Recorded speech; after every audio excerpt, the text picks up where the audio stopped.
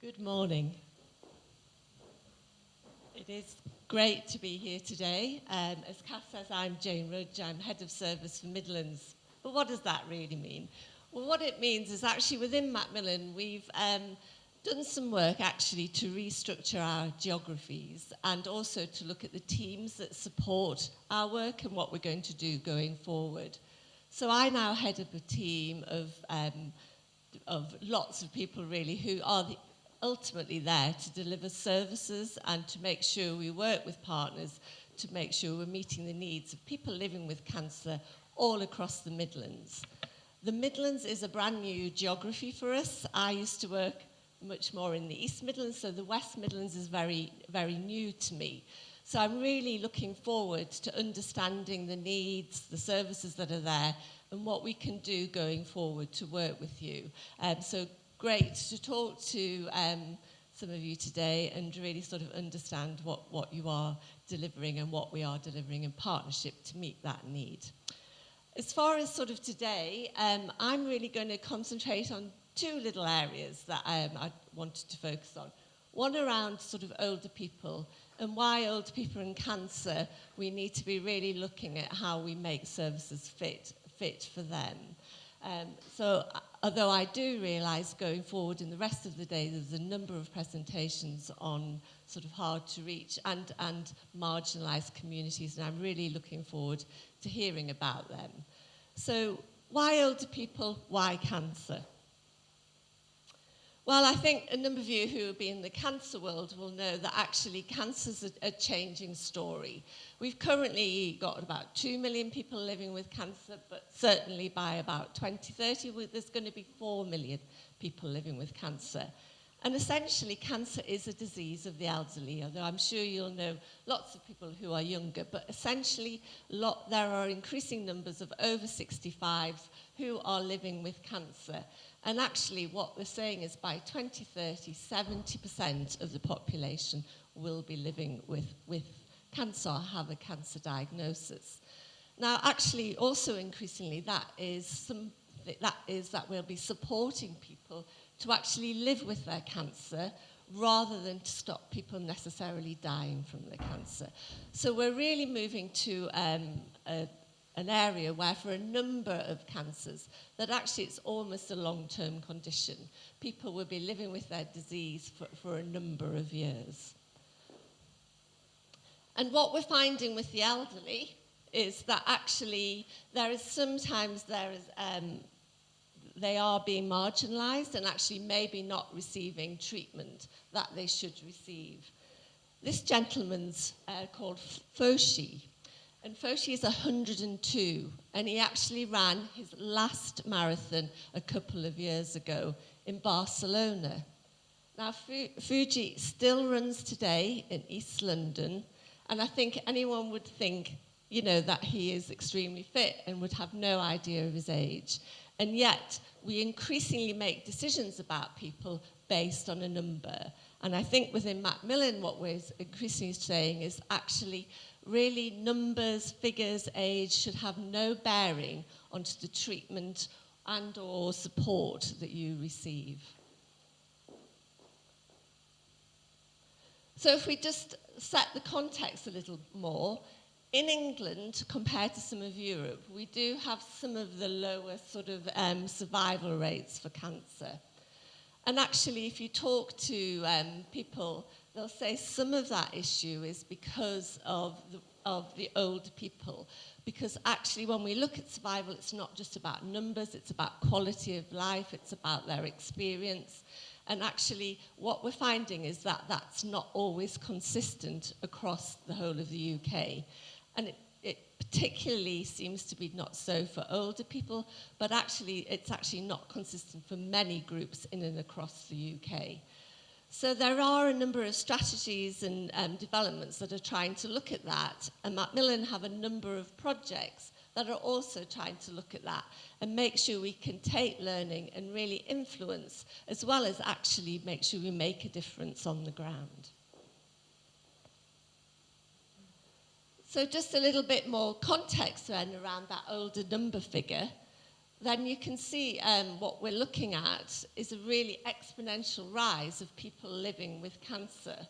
I'm not going to read out all the figures, you can see for yourself, but with significant growth in breast, prostate cancer, and actually we're increasingly seeing women who are elderly with lung cancer, and that's still being reviewed and looked at. So actually, as we start to think of services and how we support people going forward, there are some key decisions and that need to be made to make sure that certainly cancer services are fit for everyone as they move through their life. So one of the things that we've done, and there's a number of things we've done in this area, but one of the things we've done is actually looked at actually how we make sure we treat and assess and support older people within the UK. And this is a report, while it goes back to 2010, we're still working through. And within this report, we made 6 recommendations. So they were around making sure sort of communication systems were there that coordinated care and allowed decisions to be made for people who are elderly. Sometimes they need additional support to help them make them decisions, depending on a number of things.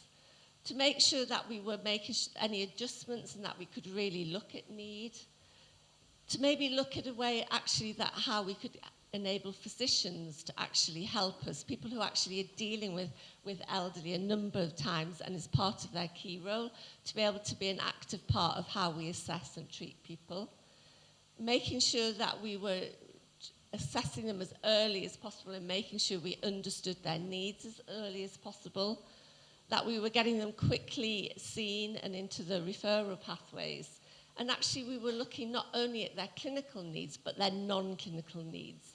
A lot of the time when you speak to elderly patients, and you can see the Beth Johnson Advocacy Project, a lot of the time the support they're needing is quite practical. It might be emotional, it might be some physical, it might just be a little, a bit of somebody to come and sit with a partner for there could be lots of things, but often it's not necessarily always clinical needs we're addressing if we can get them into treatment and treated.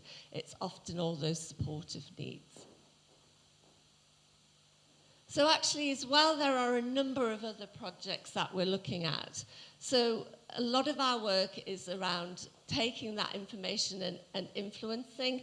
So influencing at things like the all-parliamentary cancer groups around hard-to-reach groups, cancer being one, making sure we really make sure we implement recommendations.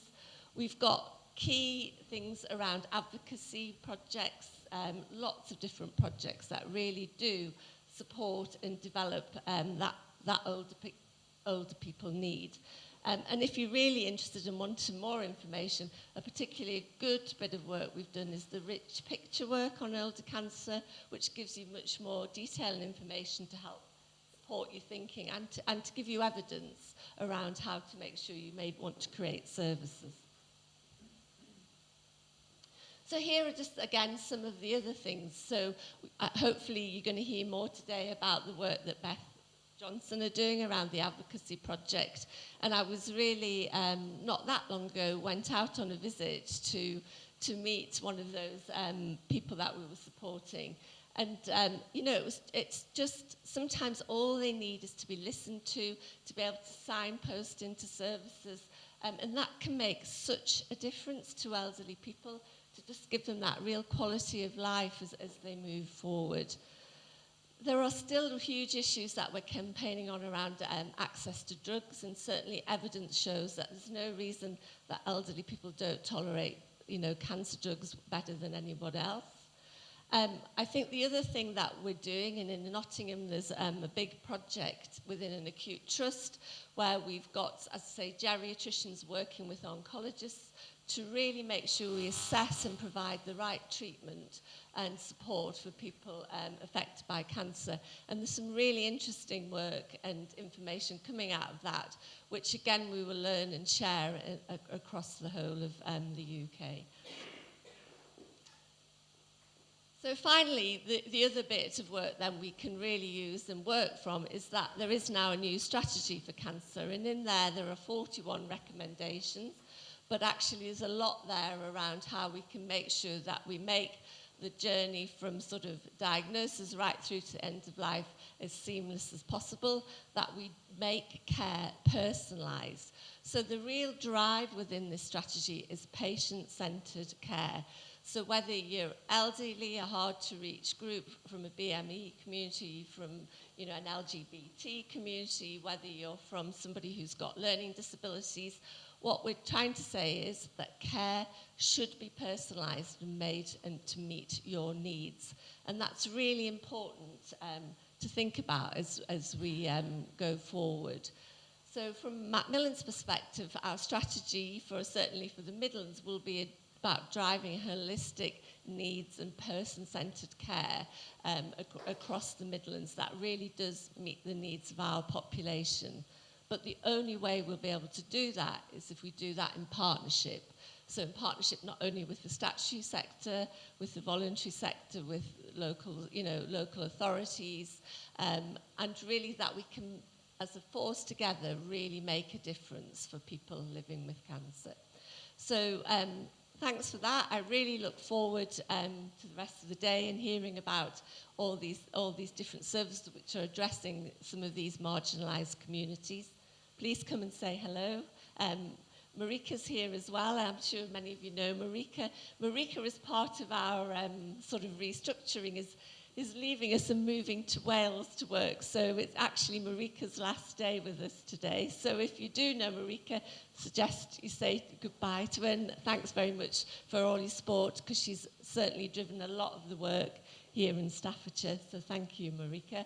There will be a replacement coming in, and we're not losing her. She's still going to be with Macmillan, so we will still be picking her brains. So thanks a lot. Enjoy the rest of your day, and I'm going to hand back to